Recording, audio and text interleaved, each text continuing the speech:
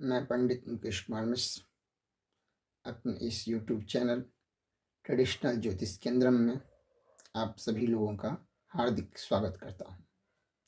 इस YouTube channel के माध्यम से आप लोग अपनी ज्योतिष, धर्म और अध्यात्म संबंधित जिज्ञासाओं का समाधान प्राप्त कर सकते हैं। आपके जीवन में कोई समस्या हो तो आप यहाँ प्रकट कर उसका ज्योतिषीय समाधान प्राप्त कर सकते हैं।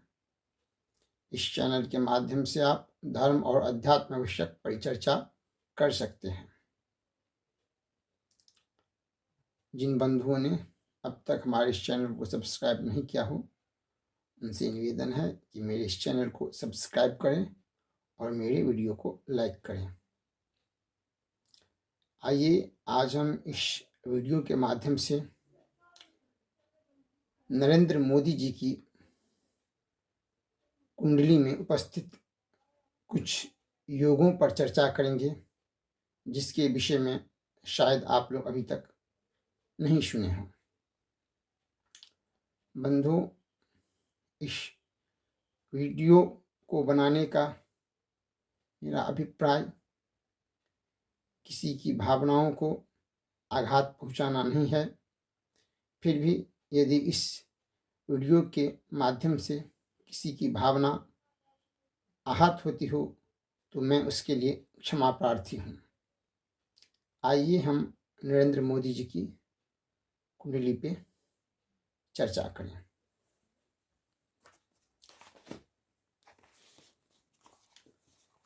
बंधुओं, नरेंद्र मोदी जी की कुंडली में लग्नेश मंगल लग्न में स्थित है। अपने नीच नवांश में होकर, और जो धर्मेश या भाग्येश जो कहिए चंद्र, वह भी लग्न में ही नीच राशि का होकर स्थित है। चतुर्थ भाव में गुरु स्थित है। पंचम भाव में राहु है। सूर्य सिद्धांतीय गणनाओं के अनुसार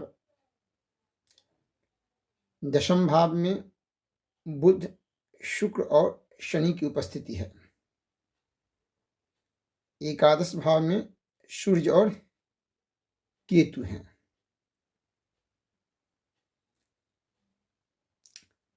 इस तरह से इनकी कुंडली में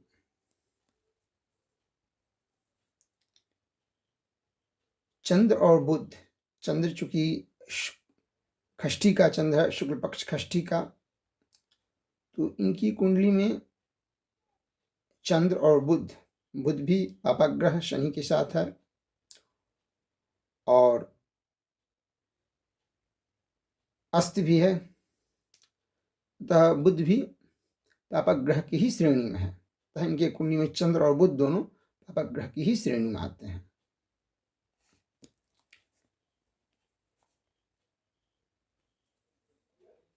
इनकी कुंडली में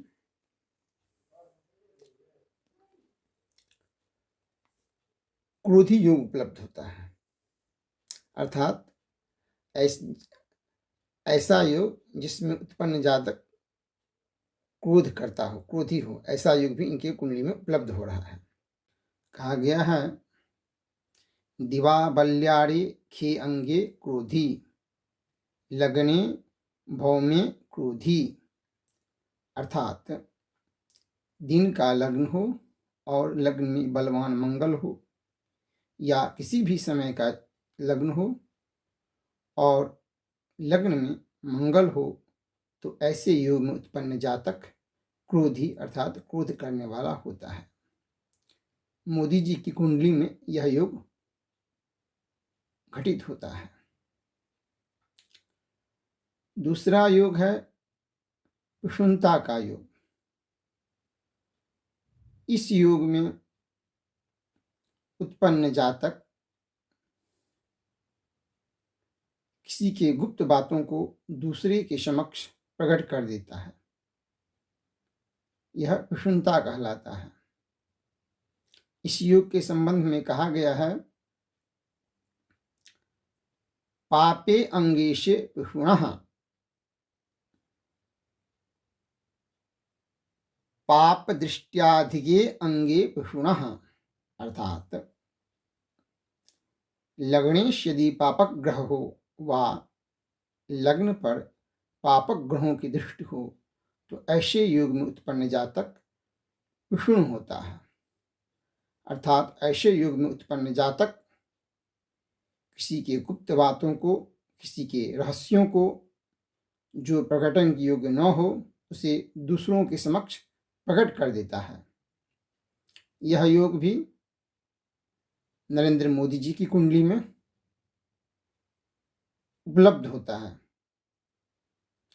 उनका लग्नेश मंगल क्रूर ग्रह है और लग्न पे पापक ग्रहों की दृष्टि है। एक योग होता है कूटज्ञ योग, अर्थात मायाविद का योग, जिसके संबंध में कहा गया है चंद्रो अंगारक पूर्व ही कूटज्ञम, अर्थात चंद्र और मंगल की युति होने पे कूटज्ञ योग अर्थात मायाविद का योग होता है। ऐसे योग में उत्पन्न जातक होते कुछ और हैं और लोगों को कुछ और दिखाते हैं, अर्थात लोगों के सामने अपने स्वरूप को दूसरे रूप से, जो स्वभावतः उनका स्वरूप नहीं होता है, ऐसे स्वरूप में प्रकट करने में बहुत ही कुशल होते हैं। यह योग भी मोदी जी की कुंडली में उपलब्ध होता है। पातकी योग, इस योग में उत्पन्न जातक पाप कर्म में रत होता है, वह पापों को करने वाला होता है। कहा गया है कृष्ण द्वार योगी पातकी, यदि क्षीण चंद्र और मंगल का योग होता हो किसी जातक की कुंडली में तो वहां पातकी योग उपस्थित होता है। मोदी जी की कुंडली में यह योग भी प्रकट उपस्थित है, जैसा कि चंद्रमंगल का लग्न में ही युति है, चंद्र क्षीण है और उसके साथ मंगल की युति है। इसके बाद असत्कृति योग होता है एक ऐसा योग जिस योग में उत्पन्न जातक अपने कुकृत्यों के लिए ही विख्यात होता है, अर्थात वह कुविख्यात होता है। सुविख्यात न होकर वह कुविख्यात ही होता है। अपने ऐसे कार्यों से वो विख्यात होता है जिसकी गणना शुभ कार्यों में, अच्छा कार्यों में नहीं की जा सकती है। ऐसा योग कहा गया है खपे पाप संबंधे असत्कृति। दशमेश का यदि पापक ग्रह से संबंध हो तो वह जातक असत कीर्ति वाला होता है। इनकी कुंडली में दशमेश सूर्य केतु से युक्त है। पुनश्च कहा गया है दशमे पाप संयुक्ते लाभे पाप समन्विते दुष्कृतिं लभते मर्त्यः स्वजनानां विदूषकः। दशम भाव में पापक ग्रह हो और लाभ में भी पापक ग्रह हो, ऐसे योग में उत्पन्न जातक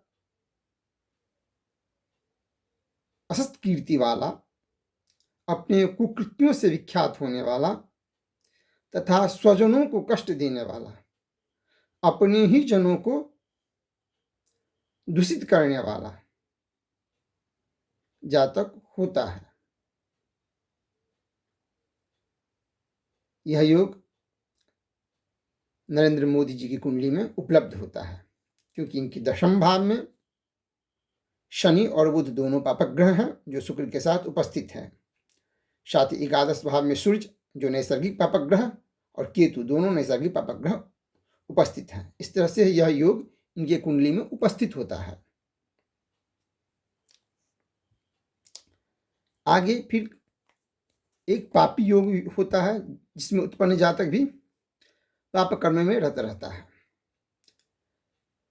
उस योग के बारे में कहा गया है, धर्मे पाप भाग स्यात् तदीशे पाप संयुक्ते। ऐसा है, यदि धर्म में नवम भाव में पापग्रह हो व नवमेश पापग्रह से युक्त हो तो ऐसा जो जातक होता है वह पाप कर्म में रत रहता है।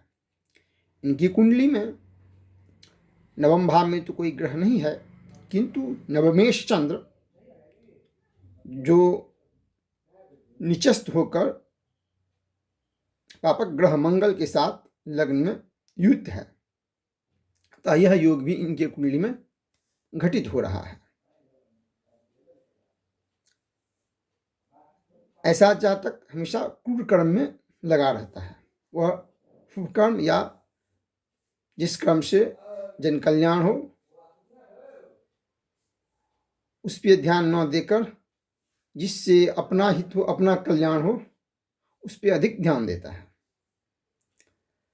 आगे कहा गया है, पापिनः पाप कर्मात्मा चंद्रादवा यदि जायते।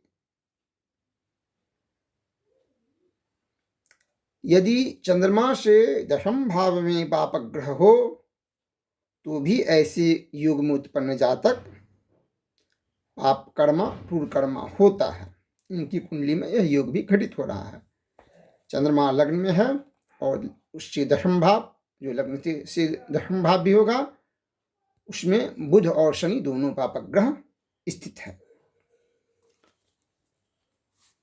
अब इनके योग में कुंडली में एक योग ऐसा है जो क्रूर आज्ञा देने वाला योग है। ऐसा व्यक्ति जिसको जो मन में आए वह आज्ञा दे देता है अपने सेवकों को, जो उनके आश्रित हो उनको, जो तुम्हें यह कार्य किसी भारत में करना है, बिना सोचे विचारे उन्हें जो अच्छा लगा वो आज्ञा दे देते हैं। तो ऐसा योग कहा गया है, अथ निम्न भगिंगे से ज्योतिष तत्व में यह वाक्य आया है। अर्थात यदि नवमेश नीच का हो, नीच में हो, तो ऐसा व्यक्ति क्रूर आज्ञा देने वाला होता है।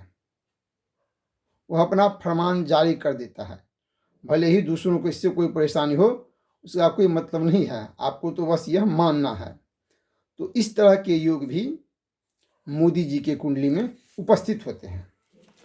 इस तरह से मैंने कुछ ऐसे योगों की चर्चा की जिसके विषय में शायद आपने पहले नहीं सुना हो मोदी जी के संबंध में, किंतु नरेंद्र मोदी जी की कुंडली में ये सभी योग घटित हो रहे हैं, उपस्थित हैं।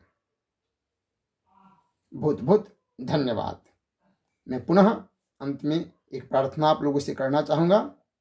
यदि मेरे इस वीडियो के माध्यम से किसी भी बंधु का भावना आहत हो तो उसके लिए मैं क्षमा प्रार्थी हूँ। मैंने केवल उनके कुंडली में उपस्थित कुछ योगों को